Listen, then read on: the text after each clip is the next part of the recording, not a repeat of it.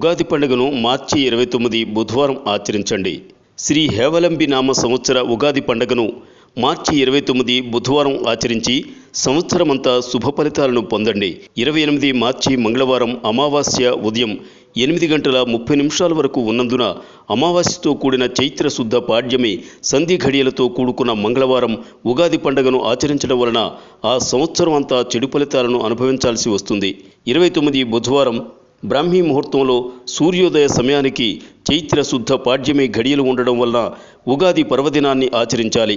శృంగేరి పీఠం మరియు ఉత్తరాది మఠపీఠం, తిరుమల తిరుపతి దేవస్థానములు మరియు శ్రీశైల దేవస్థానం, పూర్వ సిద్ధాంత పంచాంగకర్తలు, ఉభయ తెలుగు రాష్ట్రాల్లో అనేక దేవాలయాల్లో ఇరు రాష్ట్ర ప్రభుత్వాలు దేశ క్షేమం, రాష్ట్రాల క్షేమాన్ని దృష్టిలో ఉంచుకుని సకాల వర్షాలతో పాడి పంటలతో సుభిక్షంగా ఉండాలని బ్రాహ్మీ ముహూర్తం, సూర్యోదయ, అరుణోదయ ముహూర్తంలోని పాడ్యమిని గుర్తించి ఉగాది పండుగను పంచాంగ శ్రవణాన్ని 29 బుధవారం ఉగాది పండుగను ఆచరించడం లోకక్షేమానికి మంచిది.